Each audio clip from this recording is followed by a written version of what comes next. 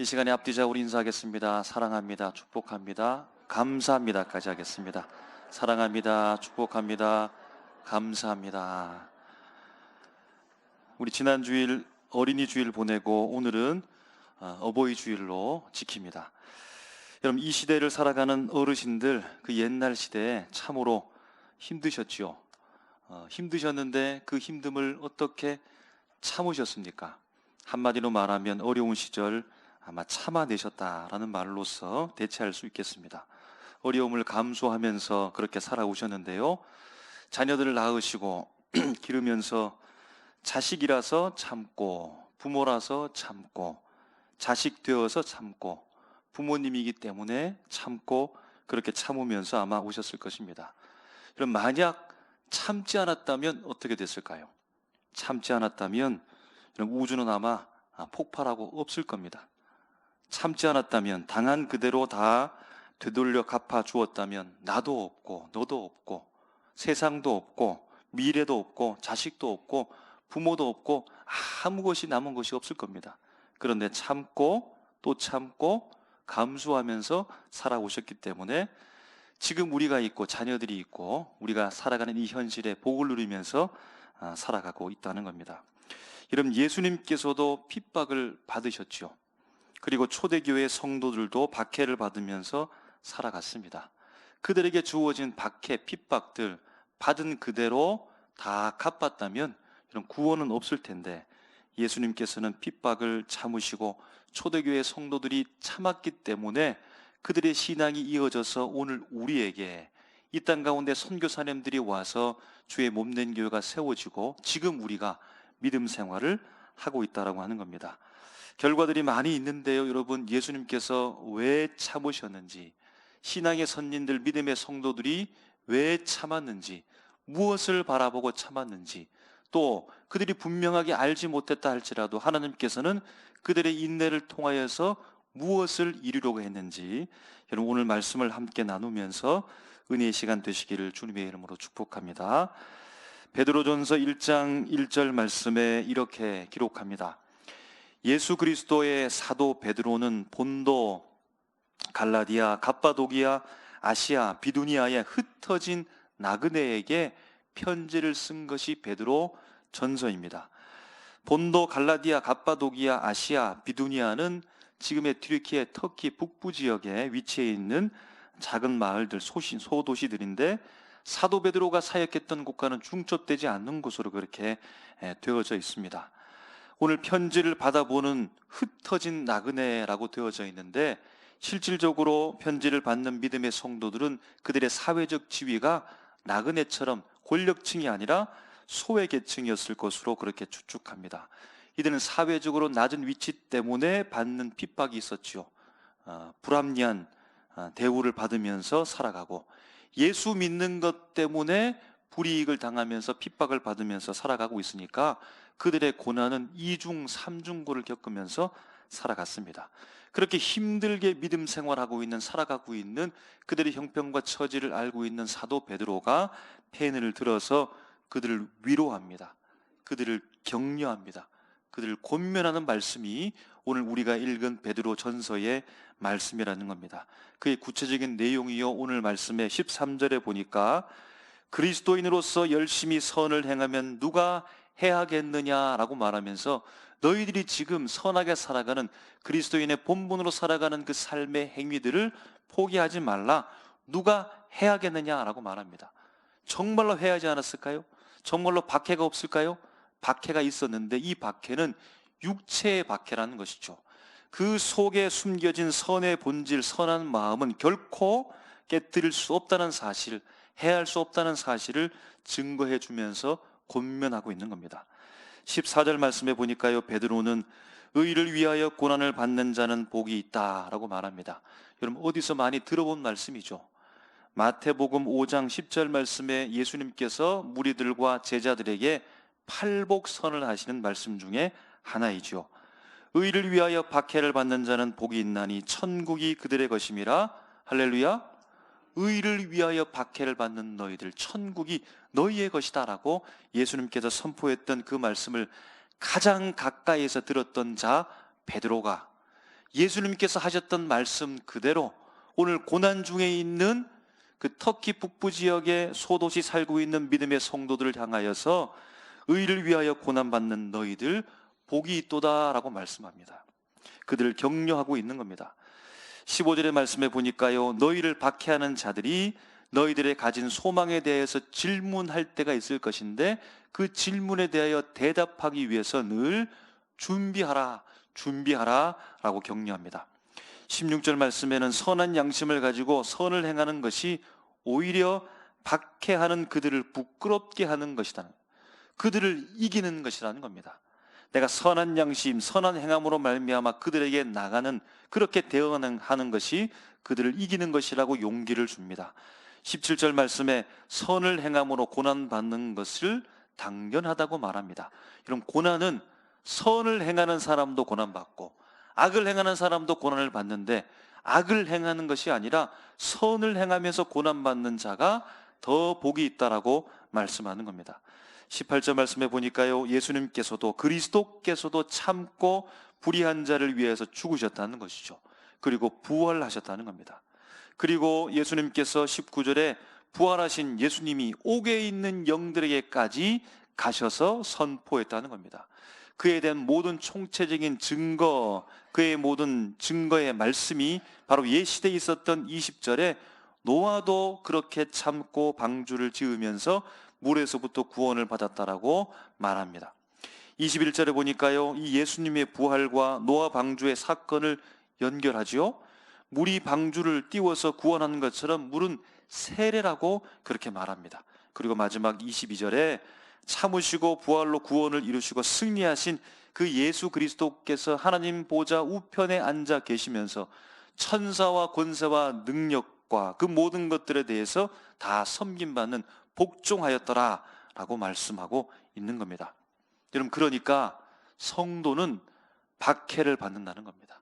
믿는 사람들은 핍박을 받는다는 겁니다. 예수 믿기 때문에 불이익을 당할 수밖에 없다는 겁니다. 16절 말씀에 보니까요, 이렇게 선을 행하는 자들에게 욕하는데, 여기서 욕한다라고 하는 에페레아 존테스라는 말은 그 단어가 두 가지 의미를 가지고 있습니다. 두 가지 상황에서 사용하는데 곧 법정 용어이기도 하고 일상 용어이기도 합니다. 법정에서 사용하는 용어이기도 하면서 일상에서도 사용한다라고 하는 용어이니까 그리스도인들, 예수 믿는 사람들이 실질적으로 고소 고발을 당했다는 겁니다. 고소 고발을 당하면서 감옥에 갇혔다는 거죠. 일상에서도 사용되었다는 말은 일상에서도 그리스도인들이 살아가는 데 있어서 욕을 들었다는 겁니다. 비난과 모욕을 받았다는 겁니다. 이러한 것에 대해서 사도 베드로는 어떻게 대응할 것을 말씀하고 있는 겁니까? 그럼 15절 말씀을 다시 보면 그들이 질문할 것에 대해서 늘 대답할 것을 항상 준비함으로써 대응하라 라고 말하고, 16절 말씀해 보니까 선한 양심을 가짐으로써 그 핍박과 박해에 대해서 대응하라 라고 말하고, 17절 말씀에 선을 행함으로써 그 박해에 대해서 대응하라고 말합니다. 18절에 종합해서 그리스도께서도 그렇게 한 것처럼, 예수님께서도 그렇게 한 것처럼 이라고 말합니다. 그리스도께서, 예수님께서도 그렇게 한 것처럼 참고 선한 양심으로 선을 행함으로 대응하면서 주님께서 주신 소망을 바라보면서 나아가라 라고 말씀하는 겁니다. 그럼 그냥 이 말씀을 단순하게 정리해 보면 참고 착하게 살아라 이런 말이죠. 참고 또 참고 참고 착하게 살고 나쁜 마음 갖지 말고 착하게 살아라. 마치 부모님이 이런 자녀를 향하여서 늘 당부하는 말씀처럼 사도 베드로는 하나님의 말씀을 받아서 고통당하고 있는 박해 속에 놓여 있는 오늘 성도들을 향하여서 참고 착하게 살아라 라고 그렇게 말하는 겁니다. 여러분, 그런데 믿는 사람들이 받는 그 박해는 실질적인 박해인데요, 고소고발을 진짜 당해서 감옥에 갇히는데요, 일상의 삶 속에서도 이런 욕을 들으면서 모욕받으면서 비난을 받으니까 얼마나 삶의 타격이 크겠습니까?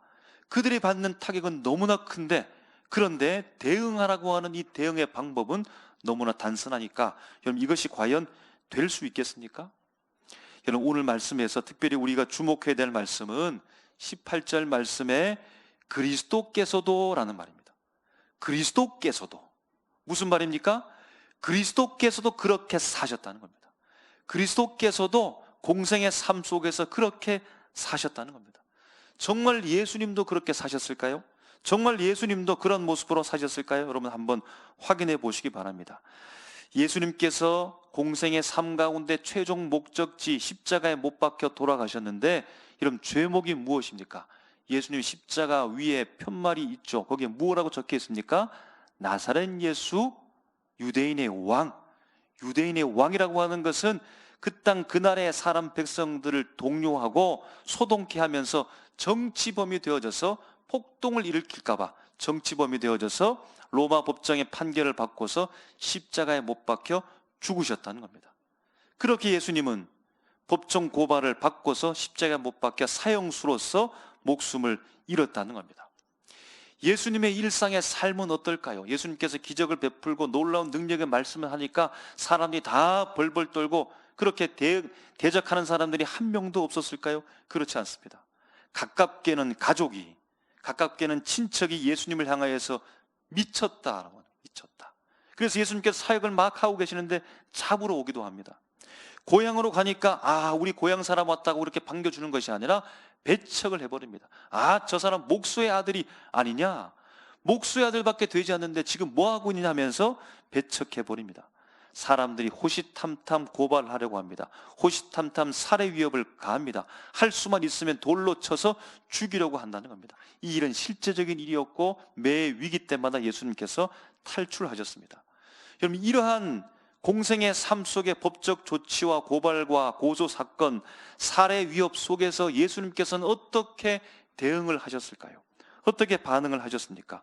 예수님은 단 한 번도 칼을 든 적이 없으시죠. 단 한 번도 주먹을 불끈 쥐고서 맞선 적이 없으십니다. 단 한 번도 욕을 받고 욕한 적이 없으시죠. 주님께서는 참으시고 선함으로 대응했다라고 볼 수 있겠습니다. 그리고 예수님께서는 기대하고 소망하는 바가 있었습니다. 이 고난과 고통 중에서도 소망을 바라봤죠. 마침내 사망 권세를 이기시고 부활하실 그때, 그 부활이 예수님의 소망이었으며 사망 권세를 이기시고 부활하심으로 말미암아 오늘 불쌍한 백성들을 구원하기 위한 구원을 예수님의 소망을 삼고서 살아가셨다는 겁니다. 예수님께서는 참으시고 당한 대로 갚지 않으시며 무력으로 보복하지 않으시고 선함으로 대응하시면서 소망 가운데 부활을 소망하면서 천국을 소망하면서 우리의 구원을 소망하면서 예수님께서 살아가셨다는 겁니다. 여러분 그리고 여기까지 멈추는 것이 아니라 예수님께서는 정말로 한 걸음 더 나가는데요. 16절 말씀에 여러분 이렇게 기록되어 있습니다. 육체로는 죽임을 당하시고 영으로는 살리심을 받으셨으니 예수님이 그토록 소망하는 바 참고 기다리면서 나갔던 그 미래가 어떻게 됐다는 겁니까? 예수님의 미래적 소망이 실현됐다는 겁니다. 미래적 소망이 현실이 되었다는 겁니다. 미래에 있을 부활이 실제가 되었다는 겁니다. 저 먼 미래에 있을 소망, 구원, 천국, 하나님의 나라, 그 부활이 그냥 말로만 떠나고 공중을 허공을 떠돌고 있는 메아리가 아니라 예수님의 현실로서 소망을 붙잡아 현실로 만든 예수 그리스도의 능력이 오늘 말씀 가운데 증거되고 있다는 겁니다.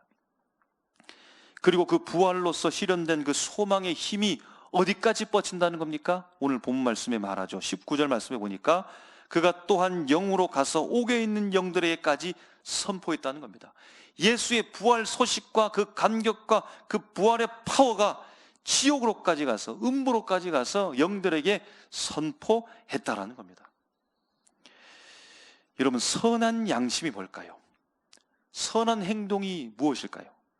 여러분 인간은 타락했기 때문에 선한 양심에는 한계가 분명히 있습니다. 그러므로 여러분 우리의 마음을 한번 생각해 보십시오. 내 양심을 한번 생각해 보십시오. 여러분 내 양심에 내 미래를 걸 수 있을까요? 내 양심에 내 소망을 걸 수가 있을까요? 사람의 양심에 사람의 양심에다가 온 인류의 소망을 다 여러분 내던져 걸 수가 있을까요? 우리의 소망, 인류의 소망을 건다라고 하는 것은 여러분 무모한 일입니다. 이미 역사가 이를 증명하고 있지요. 여러분 세상의 사람들은 신으로부터 해방을 시도했습니다. 중세 시대 때 그것이 자신을 억압하고 자신을 실현하지 못하게 한다라고 하는 노예처럼 살아간다고 생각하고 신으로부터 자유롭기를 소망하면서 이성을 신의 자리에 위치에 올려놓았습니다. 그렇게 하고 난 이후에 놀라운 변화가 일어납니다. 과학이 급속도로 발전합니다. 새로운 세계가 열립니다. 새로운 문들이 열립니다. 사람들이 깜짝 놀랍니다. 어떻게 이런 일들이 일어날 수 있는가? 지금 이대로로 가면 이성의 중심을 가지고서 이성의 실현을 통해서 자유를 그냥 마음껏 펼치라고 내버려 두면 마침내 파라다이스가 오겠지, 마침내 하나님의 나라가 실현될 것이라고 사람들은 생각했습니다. 그런데요, 사람들은 무엇을 만듭니까? 무기를 만들고 살상 무기를 만들어서 마침내 1차 세계대전, 2차 세계대전까지 벌이고 신의 자리에 차지한 그 이성이 600만 명의 유태인들을 학살하는 그럼 파라다이스를 만든 것이 아니라 지옥을 만들어냈다는 겁니다. 여러분, 그러므로 이 선한 양심이라고 하는 것은 하나님 없는 양심이 아니라 오늘 말씀에 하나님을 향한 선한 양심, 하나님 앞에 서 있는 사람의 양심을 말하는 것이므로 신앙의 양심을 말하는 겁니다. 그럼 양심이라는 말은 모든 사람이 가지고 있는 공통된 인식이라는 뜻을 가지고 있는데요, 그러므로 신앙인이라면, 믿음의 사람이라면 모든 사람이 가지고 있는 공통된 인식, 그것이 바로 신앙의 양심이라는 겁니다. 중요한 것은 하나님 앞에서 내 양심, 선한 양심이라는 겁니다.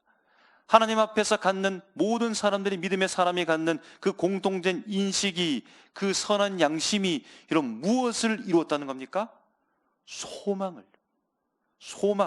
저 미래에 있는 천국의 소망을 지금 여기에 이 현실에 실현시켰다는 겁니다. 미래에 있을 그 부활의 소망, 천국의 소망을 지금 이 현실에 가지고 오더라는 겁니다. 소망이 현실이 되게 하는 힘을 바로 이것이 선한 양심이, 선한 행함이 가지고 있더라라는 겁니다. 그것이 맞다라는 증거를 보이는 것이 오늘 본문 말씀의 20절에 말하고 있는, 이미 구약시대 때 말했던, 구약시대 때 일어났던 증거가 되는, 증명하고 있는 노아 방주의 이야기라는 겁니다. 노아가 그때 그 시절에 오늘 선한 양심과 마음을 가지고 행함을 가지고 살았다는 증거의 말씀을 오늘 우리에게 증거해 주고 있다는 겁니다. 여러분, 사람들에게 있어서 노아는 어떤 사람입니까? 바보죠. 바보입니다. 비도 오지 않는 마른 하늘 아래에서 여러분 방주를 만들고 있으니 얼마나 바보입니까? 어리석은 사람 중에 어리석은 사람입니다. 이 어리석은 노아를 누가 격려해 주었겠습니까? 비난했지요. 욕했지요. 모욕했습니다. 실질적으로는 그가 하고 있는 일에 대해서 박해와 마찬가지입니다. 그럼 이 일에 대해서 노아는 어떻게 대응했을까요? 나 안 짓겠다, 방주 안 짓겠다. 그들과 막 싸웠을까요? 하나님과 막 싸웠을까요? 그렇지 않습니다. 노아가 대응했던 우선 첫 번째는 그 비난에 대하여 참음이죠. 참았다는 겁니다. 참고 견뎌내면서 노아는 무엇을 가지고 있었던 것입니까? 선한 양심, 곧 하나님 앞에 선 양심으로서 그가 사람들 앞에 살아가지만 하나님 앞에 있다는 사실을 분명히 하고 하나님 앞에 살아가면서 하나님의 사람이라면 인식하게 되는 공통된 인식을 가지고서 줄곧 살아가며 선한 행동 무엇일까요? 망치를 들고서 주님께서 명령하신 방주를 오늘도 뚝딱뚝딱, 내일도 뚝딱뚝딱 만들어 갔다는 겁니다. 끊임없이 만들어 갔다는 겁니다. 그리고 마침내 어떻게 된 겁니까? 그가 참고 하나님 앞에 선 양심을 가지고서 주님께서 허락하신 사명을 붙잡고 그 마음 가운데 신앙인으로서 공통된 인식을 가지고서 행함, 망치를 들고서 오늘도 내일도 만든 그 방주를 통하여서 마침내 미래에 있을 그 구원과 능력과 희망이, 그 소망이 현실이 되어져서 그 가족이, 온 가족이 구원을 받게 되었다는 사실을 우리가 알고 있다는 것입니다. 여러분 믿으십니까? 예수님께서 바로 그 옛날 노아를 비난하고 모욕했던 그 사람들, 그래서 옥에 갇혀 있는 그 영들을 향하여서 들어가서 거기 그 사람들에게 선포했다는 말씀을 오늘 말씀하고 있다는 겁니다. 노아가 하나님 앞에서 선한 양심을 가지고 오늘도 포기하지 않은 행동으로 참아내며 일구어냄으로 말미암아 온 가족이 방주를 완성하고 방주에 들어간 동식물과 그의 가족들이 물로부터 구원을 받게 되었다라는 말씀입니다. 여러분, 제가 언젠가 말씀드렸던 국제시장이라고 하는 영화 있지요. 피난길에 올랐던 꼬마 늙은 할아버지가 이제 아들이 된 신분에서 자녀 손들과 함께서 거실에 있으면서 웃고 또 노래소리 가운데 있다가 그 소리를 뒤로 하고서 절룩거리면서 방 안으로 들어와서 아이고 아이고 하면서 자리에 앉으면서 이제 다음 광경이 펼쳐집니다. 우리 한번 영상으로 여러분 확인해 보시기 바랍니다.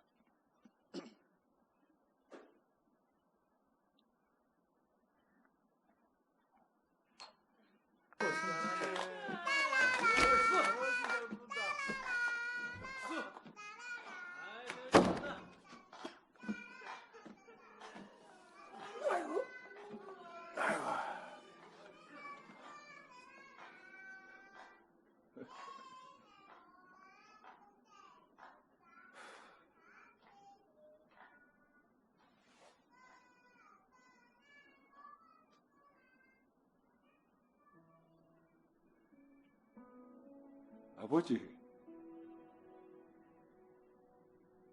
내 약속 잘 지켰지? 막수이도 찾았고, 이만하면 내 잘 살았지?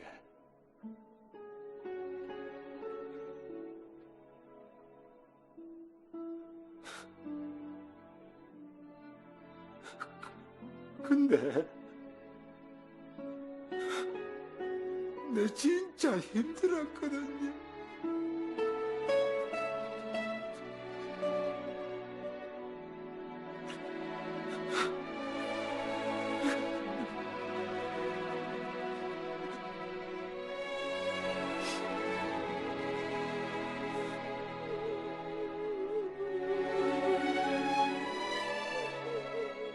울지 말라고, 독수야. 아버지.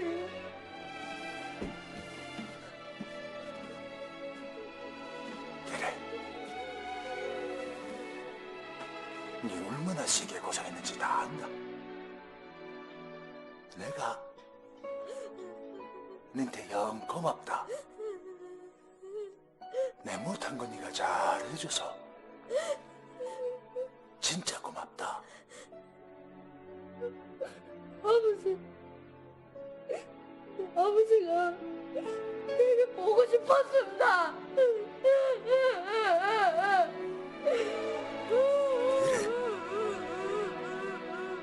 나도 네가 영 보고 싶었다.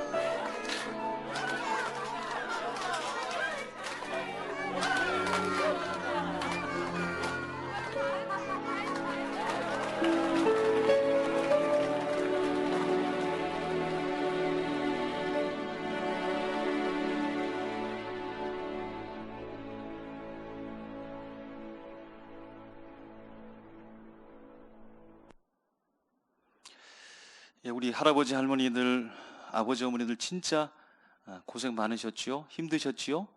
어려운 시절을 보내면서 얼마나 고달픈 생을 보내셨습니까? 우리 어버이 주일 맞이해서 우리 어르신들을 위해서 한번 박수로 격려하도록 하겠습니다.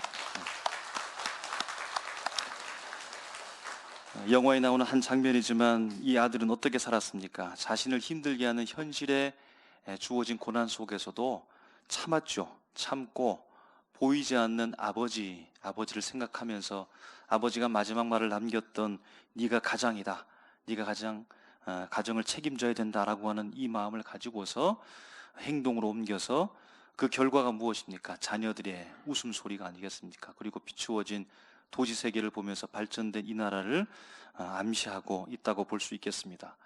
이런 부인할 수 없는 것은 정말로 그러합니다. 우리의 부모님들이 참고 또 참고 자식 때문에 감내하고 감수하면서 살아오셨기 때문에 바로 우리가 있고 자녀가 있고 우리가 복을 누리면서 살아가고 있는 것이 현실입니다.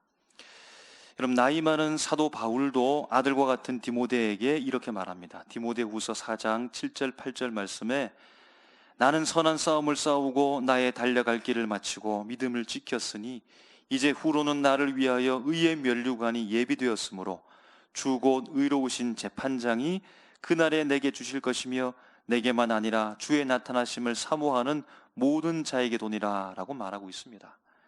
믿음의 선한 싸움을 싸운 사도 바울은 아들과 같은 디모데에게 너도 나처럼 살아가라, 너도 나처럼 살아가라, 너도 예수님처럼 그리스도처럼 그렇게 살기를 소망했다는 겁니다. 오늘 본문 말씀의 21절에 보면 부활을 통해서 구원을 받고 그 표로서 세례를 말씀하시는데요, 말씀은 우리에게 분명히 선포합니다.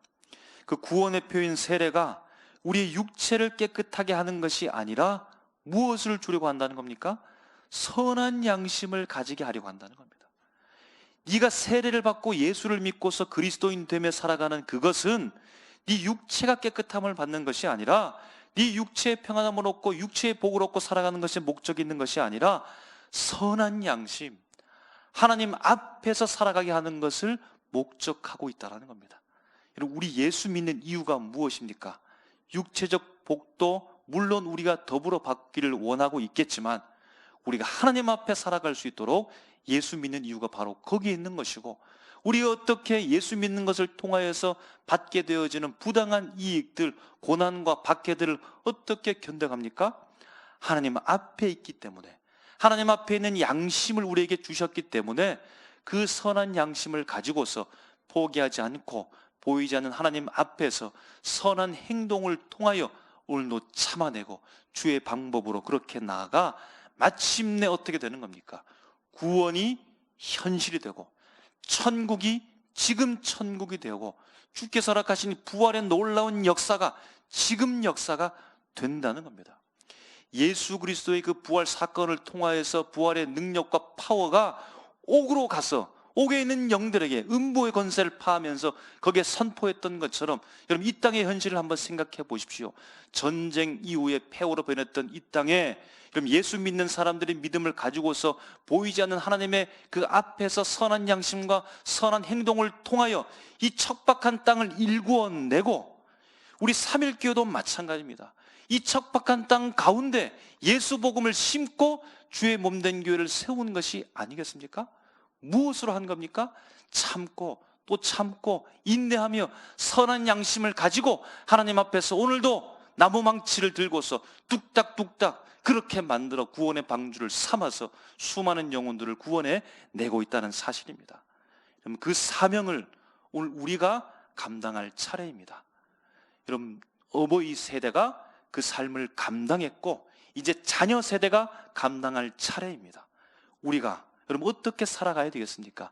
예수님처럼, 그리스도께서 그렇게 했던 것처럼, 구약시대 때 노아도 그렇게 했던 것처럼 이 시대에 이 세대의 사람들도 다 그 마음을 품고서 살아서 마침내 이 척박한 땅 가운데 복음을 일구고 가정을 일구고 교회를 세우고 나라를 바로 세울 수 있는 힘과 파워를 가질 수 있는 우리 모습이 다 되시기를 주님의 이름으로 축복합니다. 기도하겠습니다.